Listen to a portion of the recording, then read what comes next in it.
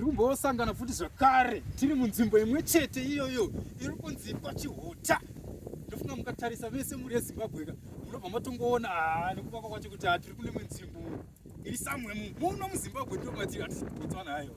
Tiri kusangana nemapartners maviri aya etinoti kwai inonzi marriage pachirungu naika. Tiri kusangana ndanakirwa baba vakachena. Chakanganise kuti chii? Oh, I see marriage. Mukugarisana. Tandadzanawo. Alright, saka ndoda kuziva magariro amakaita imimi kuti imimi marriage yenyu yakanikugarisana. Right, kugarisana kwamakaita imimi kwamira sei? Imimi maina baba. Kungotiwo tsuro yakabuda neibhebhe yabuda ne. Then tonosangana pakati. Ndizvere zvekutaura namadam. Akana anda kuzataura ndichera. Ora kunzi vataura.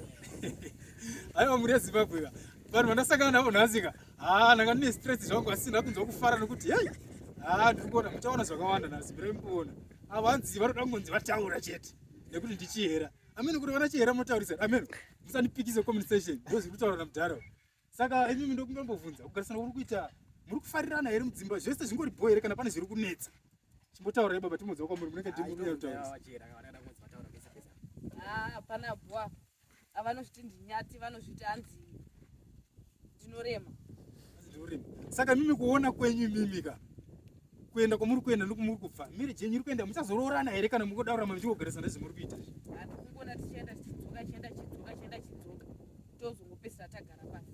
Ndizvere zviri kutaura. Ndoenda kuone vari problem inachira problem adaunza akadzidza pese vanenge chiri kunhamo chavo chekumuzaka anoda kunzi hanzi ndakanganisa handa kupfeka suzu zvakaita mwauro ndichipfeka masutu kuita sei asi ndiri kuoneka makaita smart but anachanzi unonyadzisa hanzi atakadzisa ndiandikosina zima 3+3 9 ndikuona netaika kuti wada muri munhu akadzidza hanzi pakala hanzi yetai yazota yegrey bhutsu dzadzina dzepingi ndandizvifarire ka zvotsiurwa pese pese atimunonaka.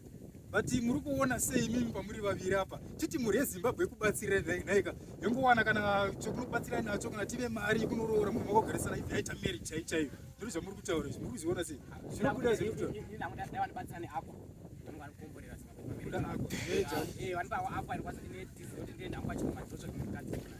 ndizvere zvinotenderana zvino imi muri kuda murume here kana hamusi kuda murume?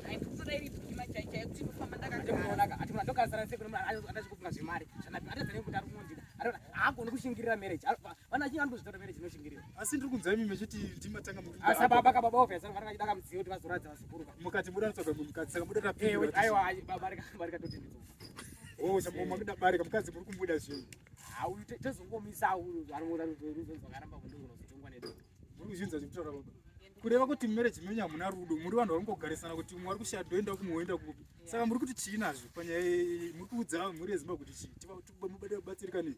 Inini mhuri yeZimbabwe ndikungoidza kuti ava pavachazongondisa baibai panenge pana ane masuru kupfuura ivo ane masuru nyaya yemasuru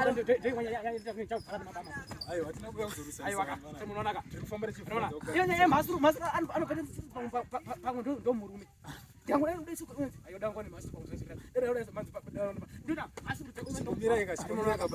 vanenge vane hasha dzakanyanya muri yeZimbabwe ambokomentawo zvamunomboona mucomment section vanhu vandasakana navo tinokutendai. Thank you.